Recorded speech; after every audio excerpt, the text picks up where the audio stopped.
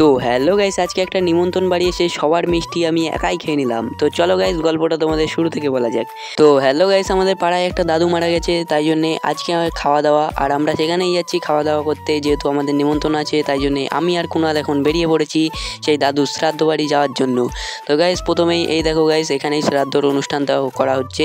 আর প্রথমেই গাইস এখানে দেখতে পেলাম এখানে আম পোড়ার শরবত দিচ্ছিল, তাই জন্যে আমিও এক গ্লাস নিয়ে খেয়ে নিলাম। আর তারপর গাইস কুণাল আম পোড়া শরবতের মধ্যে হজমলা মেশালো, আর তারপর খেয়ে দেখলো, আর খেয়ে বললো নাকি দারুণ লাগছিল খেতে।